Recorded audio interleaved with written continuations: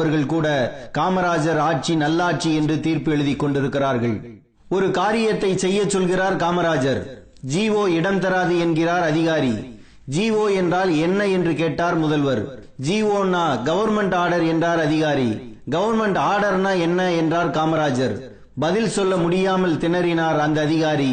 நீங்கள் எழுதி வைப்பதில் நான் கையெழுத்து போட்டால் கவர்மெண்ட் ஆர்டர் அப்படித்தானே என்று கேட்ட காமராஜர், நான் சொன்ன மாதிரி மாற்றி எழுதுங்கள், நான் கையெழுத்து போடுகிறேன் என்றார். அங்கே நிற்கிறார் காமராஜர்.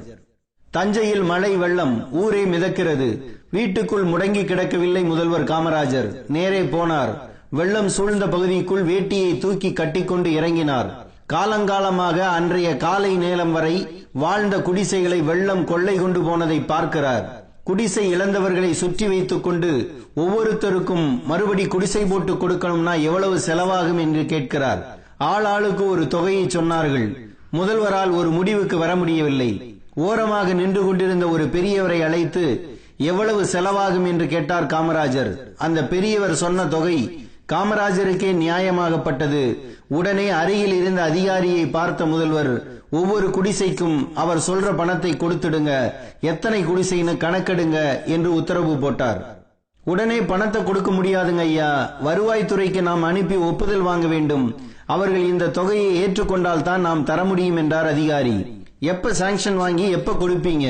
வீடே இல்லாம ரோட்ல நிக்கிறவனுக்கு பணத்தை கொடுத்து குடிசை போட வையுங்க, அப்புறம் சாங்ஷன் வாங்கிக்கோங்க. உடனடியா கொடுக்கிறதுக்கு பேர் தான் நிவாரணம் என்றார். நவம்பர் மாதம் பெய்த மழைக்கு வந்த வெள்ளத்துக்கு பிப்ரவரி மாதம் வரை முழு நிவாரணம் கிடைக்கவில்லை. இப்போது பசுமை வீடுகள் திட்டத்தில் ஒருவன் வீடு கட்டி முடிப்பதற்குள் அவன் வாழ்க்கையே பாலைவனம் ஆகிவிடும். இப்போது அப்படி வில்லங்கத்தனமான விதிமுறைகளை வைத்துள்ளார்கள். இன்று இத்தோடு ஒப்பிடும்போதுதான் காமராஜர் உயர்ந்து நிற்கிறார்.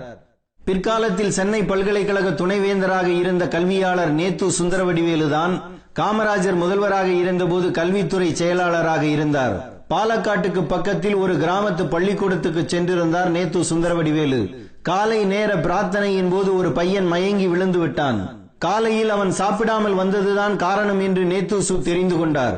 மதியம் நடந்த ஆசிரியர் தின விழாவில் பள்ளியிலேயே மாணவர்களுக்கு உணவு வழங்கினால் படிப்பில் கவனம் செலுத்துவார்கள் என்ற தனது விருப்பத்தை தெரிவித்தார். அது தினமணி நாளிதழில் பெட்டி செய்தியாக வந்திருந்தது. எல்லா நாளிதழ்களையும் வரிவிடாமல் அதிகாலையிலேயே படித்துவிடக்கூடிய காமராஜர் கண்ணில் இது பட்டது. இது பற்றி நேத்து சுந்தரவடிவேலுடன் பேசினார். நீதி கட்சி காலத்திலேயே மாநகராட்சி பள்ளிகளில் மதிய உணவு போடப்பட்டது. இதை அறிந்தவர் காமராஜர். மாநகராட்சி பள்ளிகளில் மதிய உணவு போடுகிறார்களே, இதனால் பலன் உண்டா என்று கேட்டார். பலன் உண்டு, இதனால் மாணவர் வருகை அதிகரிக்கிறது என்று நேத்து சொன்னதும் எனக்கு வேண்டியது அதுதான் என்று சொல்லி அந்த திட்டத்தை போடச் சொன்னார். அதிகாரிகள் முட்டுக்கட்டை அப்போதும் இருந்தது. 4 பேருக்கு நல்லது நடந்துவிடக் கூடாது என்று நினைப்பவர்கள் எல்லாம் ஒழுக்க சீலர்களைப் போல விதிமுறைகளை பேசி கட்டையை போடுவார்கள் என்பதை அறியாதவரா காமராஜர்? அரிஜன பள்ளியில் உணவு போட்டோம், கான்ட்ராக்டர்கள் தான் பலனடைந்தார்கள் என்று வருவாய்த்துறை அதிகாரி சொன்னார். அப்படியா? இந்த திட்டத்தை கான்ட்ராக்டர்களிடம் விட வேண்டாம் என்றார் காமராஜர். மாணவர்களுக்காக நாம் போடும் உணவை வாத்தியார்கள் சாப்பிட்டு விடுகிறார்கள் என்று அடுத்த பந்து வீசப்பட்டது. ஆசிரியர்களும் பிள்ளைகளுடன் சாப்பிடலாம் என்பதையே விதியாக்குங்கள் என்றார் காமராஜர். இப்படி வந்த எல்லா தடைகளையும் தடால் தடால் என தட்டினார். அவரை முடிவு எடுக்க விடவில்லை ரூல்ஸ் மன்னர்கள். மதிய உணவு போடுகிறோம் என்பதை கொள்கை அளவில் முடிவெடுக்கிறோம், எப்படி நடத்துவது என்பதை அப்புறம் சொல்லுங்கள் என்று சொல்லிவிட்டு எழுந்தார். அப்படி வந்ததுதான் மதிய உணவு திட்டம்.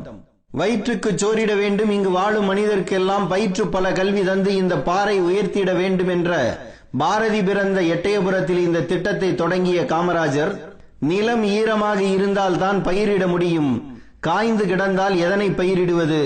பிள்ளைகளின் வயிறு காய்ந்து கிடக்கையில் என்ன பாடம் நடத்தினாலும் ஏறாது. நாம் பெற தவறிவிட்ட படிப்பை வரும் தலைமுறைகளாவது பெற்று வாழட்டும் என்றார். அரசு பணத்தோடு தனியாரிடமும் நன்கொடை வசூல் செய்தார். ஊர் ஊராக வந்து பகல் உணவு திட்டத்துக்காக பிச்சை எடுக்க சித்தமாக இருக்கிறேன் என்றும் அறிவித்தார். ஒரு கிராமத்தில் 500 பேர் இருந்தால் அங்கு பள்ளி திறக்க வேண்டும் என்றார். பள்ளி செல்லும் பிள்ளைகளின் தொகை 2 மடங்கு ஆனது. பிள்ளைகளை படிக்க அனுப்புங்கள் என்று பிரச்சாரம் செய்தார். ஆசிரியர் பயிற்சி பள்ளிகளை அதிகப்படுத்தினார். இவரது ஆட்சியில் தான் பள்ளி மாணவர்களுக்கு சீருடை திட்டம் கொண்டு வரப்பட்டது. மாணவர் மனதில் இருந்த ஏற்றத்தாழ்வு ஒழிக்கப்பட்டது. ஆசிரியர்களுக்கு ஓய்வூதியம், ஆயுள் காப்பீடு போன்றவை தரப்பட்டன. எந்த சொத்தும் இல்லாதவருக்கு கல்வி ஒரு சொத்தாகும். கல்வி என்ற சொத்தை பெற்றுவிட்டால் வறுமை தானே ஒளிந்து போகும் என்றார் காமராஜர்.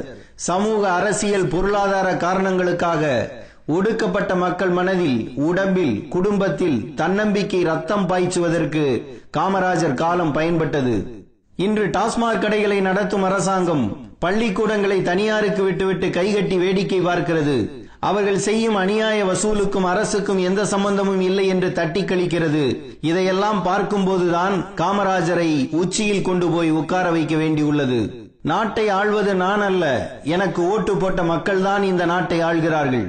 ஒரே ஒரு நாள், ஒரு சீட்டில் குத்தும் ஒரு முத்திரை அடுத்த 5 ஆண்டுகளுக்கு நான் ஆள்வதற்கு அதிகாரம் வழங்குகிறது என்றால் அந்த முத்திரைக்கு எவ்வளவு மதிப்பும் மரியாதையும் இருக்கிறது பாருங்கள்.